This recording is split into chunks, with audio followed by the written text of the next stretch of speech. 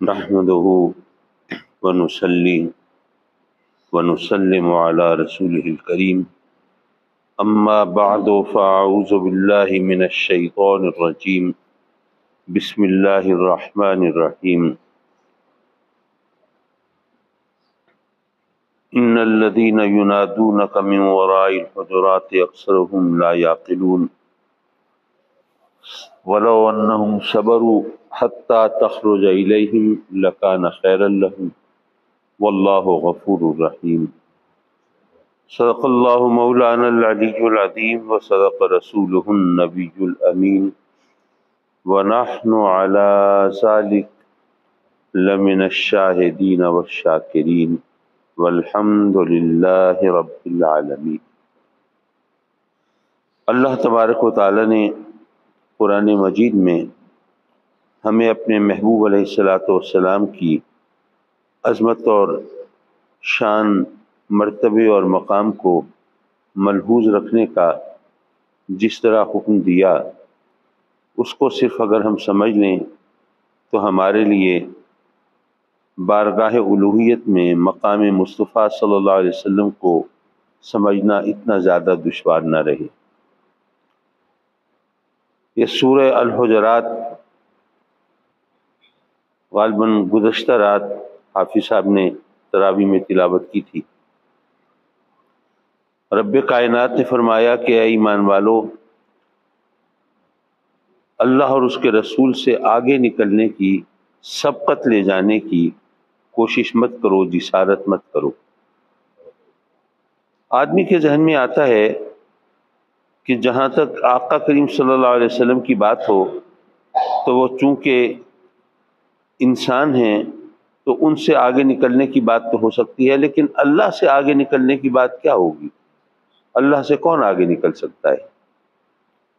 تو اس کا سیدھا سادہ جواب یہ ہے کہ ظاہر ہے کہ اس میں ہمیں یہ بتایا گیا ہے کہ رب کائنات نے ہمیں تعلیم دی ہے کہ اے میرے بندو، میرے محبوب علیہ السلام سے آگے نکلنا دراصل یہ مجھ سے آگے نکلنے کے مترادف ہے۔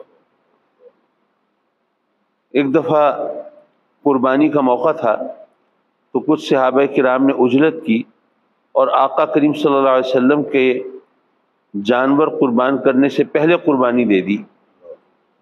اب ظاہر ہے کہ وہ قربانی دے رہے ہیں، اور قربانی دینا، مال خرچ کرنا رب کی راہ میں ایثار ہے، لیکن رب کی طرف سے یہ پیغام ملا کہ تم نے جانور ذبح کر دیے، ظاہر ہے اللہ کے نام پہ جانور ذبح کیے ہیں، یہ حلال ہیں، تم کھا سکتے ہو، لیکن یہ تمہارے لیے شکم پوری کا سامان تو ہے، پیٹ بھرنے کا اہتمام تو ہے، لیکن اس سے قربانی ادا نہیں ہوئی۔ وہ اس لیے کہ تم نے میرے محبوب علیہ السلام سے پہلے تم نے کام کرنے کی، ان سے آگے نکلنے کی، سبقت لے جانے کی کوشش کی، تو اللہ کو وہ کام پسند نہیں آتا جس میں تم آگے نکلنے کی کوشش کرو، میرے محبوب کو پیچھے چھوڑ دو۔ پھر فرمایا کہ لا ترفعوا اصواتکم فوق صوت النبی، اور تم اپنی آواز بھی میرے محبوب کی آواز سے بلند مت کرنا۔ آدمی جوش میں، جذبات میں بسا اوقات بلند آواز سے بات کرتا ہے، اور کبھی موقع محل کے مطابق وہ ذرا ناگوار بھی گزرتی ہے۔ تو اس سے پہلے کہ میرے آقا کریم صلی اللہ علیہ وسلم کی پیشانی پر شکن آئے اور آپ ناگواری کا اظہار فرمائیں، تو رب کائنات خود اپنے بندوں کو تلقین فرما رہا ہے کہ جب کلام کرو تو میرے محبوب کی آواز سے اپنی آواز کو اونچا نہ کرو، اور جب ان کو بلاؤ تو اس طرح نہ بلاؤ جس طرح آپس میں ایک دوسرے کو بلاتے ہو۔ تو قدرتی طور پر انسان کے ذہن میں یہ خلیش سوال پیدا ہوتا ہے کہ اللہ نے فرمایا جس طرح ایک دوسرے کو بلاتے ہو اس طرح نہ بلاؤ۔ تو مولا، ایک دوسرے کو ہم بلاتے ہیں تو ہمیں پتہ ہے ایک دوسرے کو کیسے بلانا چاہیے۔ ہم میں اگر کوئی بڑا ہے تو اس کو کیسے بلائیں، چھوٹا ہے تو کیسے بلائیں، کوئی بزرگ ہے کیسے بلائیں، کوئی کمتر ہے اس کو کیسے بلائیں، کوئی حاکم ہے کیسے بلائیں، کوئی محکوم ہے کیسے بلائیں، کوئی دوست ہے اس کو کیسے بلائیں، کوئی دشمن ہے اس کو کیسے بلائیں۔ ایک دوسرے کو بلانے کا تو ہم کو طریقہ سلیقہ قرینہ آتا ہے، لیکن تو نے فرمایا آقا کریم کو اس طرح نہ بلائیں جس طرح ایک دوسرے کو بلاتے ہیں۔ مولا، پھر کس طرح بلائیں؟ تو رب کائنات نے گویا ہی فرمایا کہ اے میرے بندو، تمہاری اوقات اور حیثیت کیا ہے؟ مجھے دیکھو میں رب کائنات، میں خالق بحر و بر، میں اپنے محبوب علیہ الصلوۃ والسلام کو کس طرح بلاتا ہوں.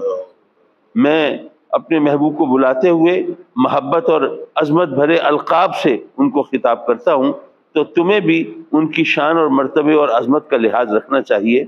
اور اگر تم نے ایسا نہ کیا تو کیا ہوگا؟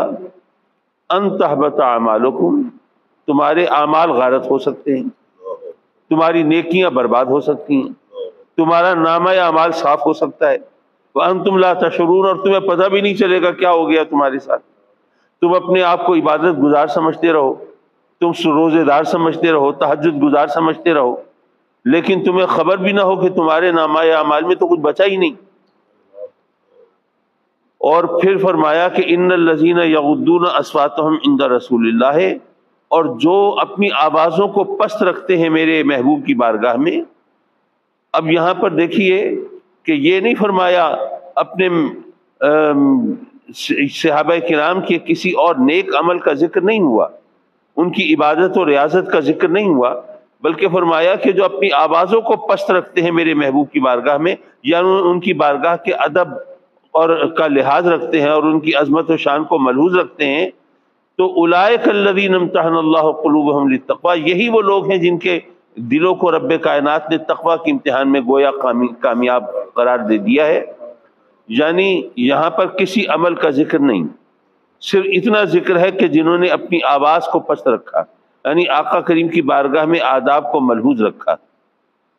اب آپ ذرا غور کیجئے، پہلے فرمایا کہ اگر تم نے آواز کو بلند کر لیا تو تمہارے اعمال برباد ہو سکتے ہیں، کسی اور چیز کا ذکر نہیں. اچھا اعمال برباد تو تبھی ہوں گے نا جب اعمال ہوں گے، اعمال نہیں ہوں گے تو بربادی کا کیا سوال. تو یہاں پر ہمیں پیغام یہ ملا کہ اگر تم نے میرے محبوب کی آواز سے اپنی آواز کو اونچا کیا، یعنی ان کی عظمت و شان کا صحیح لحاظ نہ کیا، تو تمہارے اعمال ہوں گے، نیکیاں ہوں گی، نمازیں ہوں گی، عبادت ریاضت ہوگی، وہ بھی برباد ہو سکتی ہے. اور اگر میرے محبوب کی عظمت کا لحاظ رکھا، صرف اپنی آواز کو پست کیا، تو تمہارے گناہ ہوں گے، وہ بھی بخشے جائیں گے. اب ذرا دونوں کا تقابل کیجئے کہ اگر ادب کیا تو گناہ ہو وہ بھی بخشے جائیں، اور اگر ادب نہ کیا تو نیکیاں ہو وہ بھی برباد ہو جائیں. یہاں پر میں نے نہ کسی اور حدیث کا سہارا لیا، نہ میں نے کوئی اور اس میں نقطہ سنجی کی کوشش کی، سیدھا سادہ قرآن کے الفاظ ہیں. اور جو اگلی آیت ہے وہ بھی بڑے مزے کی ہے، ان الذین ینادونک من وراء الحجرات اکثرهم لا یعقلون. اے محبوب، جو تجھے تیرے حجرے کے باہر سے آوازیں دیتے ہیں نا، وہ کچھ لوگ تھے جو آقا کریم کے دیدار کے تمنائی تھے اور ملاقات کے مشتاق تھے، اور وہ اس مستریب تھے آقا کریم کی محبت میں. اب وہ آئے تو دور دراز سے سفر کر کے آ رہے ہیں، لیکن ان کو اپنے آرام کا خیال نہیں ہے، ان کو کسی اور چیز کا لحاظ نہیں ہے، نہ کسی بھوک پیاس کی فکر ہے، نہ اپنے قیام کی جگہ کے تلاش کرنے کی فکر ہے. وہ آقا کریم سے ملاقات کے لیے اتنے مسترب ہیں، آتے ہی وہ سرکار سے ملاقات کرنا چاہتے ہیں. تو اس اضطراب اور بے چینی میں آپ کے حجرے مبارک سے باہر آپ کو بلند آواز سے پکارنے لگے، آواز دینے لگے. تو رب کائنات نے اپنے محبوب کو پکارنے کے آداب سکھائے اور فرمایا کہ جو اے محبوب آپ کو آواز دیتے ہیں نا حجرے کے باہر سے، اور آپ سے ملاقات کے طلبگار ہیں لیکن اس طرح پکارتے ہیں، ان میں سے اکثر بے عقل ہیں. اچھا یہ بھی بڑی عجیب سی بات ہے. اگر آپ ذرا سوچیں، آپ کسی سے ملنے کے لیے جائیں، آج کل اب یہاں شہروں میں تو آواز دینے کا زیادہ رواج نہیں رہا، لیکن دیہات کے اندر تو آج بھی جب کسی سے ملنے کے لیے جائے تو اس کے دیوار کے باہر کھڑا ہو کے پکار لیتا ہے، آواز دے لیتا ہے، اور وہ ملاقات کے لیے آ جاتے ہیں. ایک طریقہ ہے. تو آپ ذرا سوچیے، آپ کسی دوست سے ملنے کے لیے جائیں، اس کو آواز نہ دیں، کنڈی نہ کھٹکھٹائیں، دستک نہ دیں، آپ اس کو کوئی مس کال بھی نہ دیں، آپ کسی کے ہاتھ کوئی میسج بھی کنوے نہ کریں، پیغام بھی نہ بھجوائیں، بلکہ آپ کھڑے ہو جائیں کہ بھئی وہ میرا دوست جب باہر آئے گا نا میں پھر اس سے ملاقات کر لوں گا. اب آپ کو انتظار کرتے ہوئے کوئی چند منٹ گزرے، چلیے آپ نے گوارا کیا، گھنٹہ بھر گزر گیا، آپ نے پھر بھی صبر کیا، 2-3 گھنٹے گزر گئے، بالآخر آپ کا صبر اور حوصلہ جواب دے گیا اور آپ واپس آ گئے. اگلے دن وہ دوست کہیں آپ سے ملا تو آپ گلے پڑ گئے. یار یہ ہے تمہاری دوستی؟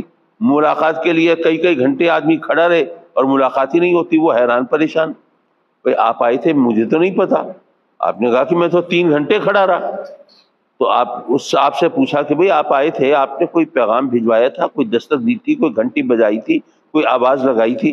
نہیں جی میں نے یہ سب کچھ تو نہیں کیا، میں تو کھڑا تھا، آپ آئیں گے ملاقات ہو جائے گی۔ تو آپ کا دوست کہے گا کہ جناب معاف کیجئے، یہ ابھی تو 2-3 گھنٹے گزرے تھے، شاید ساری رات بھی گزر جاتی، آپ کھڑے رہتے، میں کیا کرتا؟ بھئی آپ آئے تھے، اگر آپ دستک دیتے، آواز لگاتے، گھنٹی بجاتے، کسی کے ہاتھ پیغام بھجواتے، میں نہ آتا تو آپ کا شکوہ بجا تھا، لیکن اس طرح آپ کھڑے ہو گئے کہ جناب میں آؤں گا اور ملاقات ہو جائے گی۔ معاف کیجئے، یہ تو آپ نے حماقت کی، بے وقوفی کی۔ پتہ یہ چلا ہم کسی کے پاس جائیں، اگر جا کے آواز لگائیں، گھنٹی دیں، دستک دیں تو یہ عقل مندی ہے، اور اگر نہ لگائیں آواز، کھڑے رہیں تو یہ کم عقلی ہوگی۔ لیکن اللہ فرماتا ہے محبوب جو تجھ سے ملنے کے لیے آئے وہ اگر آوازیں لگائے تو یہ کم عقلی ہے۔ اکثرهم لا یعقلون۔ مولا یہ ڈبل سٹینڈرڈ سمجھ نہیں آئے تو رب کائنات نے گویا ہی فرمایا کہ اے محبوب تجھ سے ملنے کے لیے آئے ہیں اور ہیں بھی تیرے چاہنے والے، ماننے والے، تو کیا جن کو تو آسمانوں کی خبر دیتا ہے، ان دیکھے خدا کے بارے میں بتاتا ہے، جنت و دوزخ کے بارے میں، فرشتوں کے وجود کے بارے میں اور قیامت کے بارے میں بتاتا ہے، اگر ان کا یہ خیال ہے کہ تجھے یہ بھی نہیں پتا ہوگا کہ دروازے کے باہر کوئی ملاقات کے لیے کھڑا ہو تو پھر کم عقل تو ہوئے نا۔ ان کو یہ یقین رکھنا چاہیے کہ جب کوئی آیا ہے تجھ سے ملنے کے لیے تو تجھے یقیناً معلوم ہوگا کہ کوئی کھڑا ہے ملاقات کے انتظار میں، لیکن تو کسی کام میں مصروف ہو سکتا ہے، کوئی اور مجبوری ہو سکتی ہے، میری بارگاہ میں سجدہ ریز ہو سکتا ہے، اس لیے ان کو انتظار کرنا چاہیے۔ اور کب تک کرنا چاہیے؟ جب تک کہ تو خود باہر نکل کے ان سے کے پاس خود نہ آ جائے۔ وَلَوْ أَنَّهُمْ صَبَرُوا حَتَّى تَخْرُجَ إِلَيْهِمْ، اگر وہ انتظار کرتے آپ کے آنے کا، کب تک؟ جب تک کہ آپ خود باہر تشریف نہ لے آتے، تو یہ ان کے لیے بہتر ہوتا۔ تو ظاہر ہے کہ خود باہر تشریف لانے کا جو اللہ نے فرمایا، تو اس کا مطلب یہ اللہ پیغام دے رہا ہے کہ میرے محبوب کو علم ہے کہ ملاقات کے لیے کھڑے ہو، وہ خود آئے گا باہر ملاقات کر لے گا، تمہیں آوازیں لگانے کی ضرورت نہیں۔ تو پتہ یہ چلا کہ آقا کریم حضور علیہ الصلوۃ والسلام کے بارے میں یہ آپ کی عظمت اور شان تو رب کائنات خود بیان فرما رہا ہے۔ بلکہ وہ واقعہ بھی آپ نے سنا ہوگا کہ ایک بار آقا کریم صلی اللہ علیہ وسلم کی اونٹنی گم ہو گئی۔ اب ظاہر ہے کہ اضطراب، بے چینی پر تلاش ہو رہی ہے اونٹنی اور پتہ نہیں چل رہا۔ تو کچھ منافقین جو صفوں میں وہاں شامل تھے انہوں نے ٹھٹھا کیا، آپس میں بیٹھ کے مذاق اڑائے، دیکھو جی ہمیں خبریں دیتے ہیں آسمانوں کی، ہمیں خبریں دیتے ہیں اندیکھی دنیاؤں کی، اور اپنا عالم یہ ہے کہ اپنی اونٹنی کا پتہ ہے نہیں کہ وہ ہے کہاں۔ آقا کریم صلی اللہ علیہ وسلم نے صحابہ کرام کو اکٹھا کیا اور فرمایا کہ کچھ لوگ ہیں جو میرے بارے میں طعنہ زنی کر رہے ہیں، چلو پھر میں تمہیں بتا دیتا ہوں وہ اونٹنی کہاں ہے۔ آپ نے فرمایا کہ وہ فلاں علاقے میں، فلاں گھاٹی میں وہ کھڑی ہے، اور کھڑی اس لیے ہے کہ اس کی جو مہار ہے وہ ایک درخت میں اٹک گئی ہے۔ وہ اب ظاہر اونٹنی ہے، وہ خود نہیں چھڑوا سکتی، تو وہ چرتی ہوئی وہ درخت میں گئی تو اس کی مہار وہ اس درخت میں اٹک گئی، وہاں کھڑی ہے، جا کے اسے لے آؤ۔ تو اگر یہاں پہ میں ہر چیز کا تمہیں بتاتا نہیں ہوں تو اس لیے کہ تمہارے لیے پتہ چلے نا کہ تم نے زندگی کیسے گزارنی ہے۔ مجھے تو ہر چیز کا پتہ ہے، تمہیں تو نہیں پتہ ہوگا، تو تمہارے سامنے پھر میری مثال تو نہیں ہوگی۔ اگر تمہارے ساتھ کوئی مسئلہ بن جائے تمہیں کیا کرنا چاہیے؟ تو تمہیں تو میری سنت پر، میری سیرت پر، میرے کردار کو مشعل راہ بنا کر تمہیں تو عمل کرنا ہے نا۔ تو اس لیے میں جانتے ہوئے بھی رب کائنات مجھے سب کچھ بتا دیتا ہے، لیکن اس کے باوجود اگر میں تمہیں ان تمام چیزوں کا علم نہیں دیتا تو وہ اس لیے نہیں دیتا تاکہ تمہارے لیے زندگی گزارنے کے طریقے وہ متعین ہو جائیں اور تم ان طریقوں سے زندگی گزار سکو۔ تو پتہ یہ چلا کہ آقا کریم اگر ہمیں کچھ بتاتے ہیں تو وہ بھی ہماری ہدایت کے لیے، اور اگر نہیں بتاتے تو وہ بھی ہماری ہدایت کے لیے۔ اللہم صلی علی سیدنا مولانا محمد وعلی آل سیدنا مولانا محمد وبارک وسلم وصلی علیہ۔ ربنا آتنا فی الدنیا حسنہ وفی الآخرۃ حسنہ وقنا عذاب النار۔ میرے مولا اپنے کرم سے ہم سب کے حال پر رحم فرما۔ میرے مولا ہمارے روزوں کو، نمازوں کو مقبول و منظور فرما، اور ہماری خطاؤں سے درگزر فرما، صغیرہ کبیرہ سب گناہوں کو معاف فرما، اور میرے مولا اپنے کرم سے ہمارے لیے زندگی کا سفر آسان بنا۔ میرے مولا تیرے محبوب علیہ الصلوۃ والسلام کی امت بڑی دشواریوں میں گھری ہوئی ہے، ہر طرف دشمنوں کے نرغے ہیں اور ان کی چالیں ہیں اور سازشیں ہیں۔ مولا کبھی وہاں شام میں دشمنوں کا قہر ٹوٹتا ہے، کبھی عراق کو تاراج کیا جاتا ہے، اور کبھی لیبیا میں وہ دشمن اپنے دانت تیز کرتے ہیں، تو کبھی بوسنیا چیچنیا میں مسلمانوں کا قتل عام ہوتا ہے، کبھی برما میں وہ مسلمان بیچارے ان کی لاشوں کے انبار لگتے ہیں۔ مولا ہم ہر طرف سے چکی میں پس رہے ہوتے ہیں، ہمیں اس قابل بنا کہ ہم ان سازشوں کا مقابلہ کر سکیں اور دشمنوں کو کیفر کردار تک پہنچا سکیں اور اپنا تحفظ کر سکیں۔ اور آج کل فلسطین کے اندر جو کچھ ہو رہا ہے، مولا ہمیں ان یہودیوں کے شر سے بچا لے اور ان پر فتح و غلبہ عطا فرما، اور اپنے کرم سے ہمیں اپنے قبلہ اولا کی بیت المقدس کی میرے مولا برکتیں سمیٹنے کی توفیق عطا فرما، اور ہمیں وہ مواقع عطا فرما، اور ہمیں اغیار کی سازشوں سے محفوظ فرما۔ آمین آمین آمین یا رب العالمین۔ وصلی اللہ تعالی علی خیر خلقہ ونور عرشہ محمد وآلہ وصحبہ اجمعین، آمین برحمتہ۔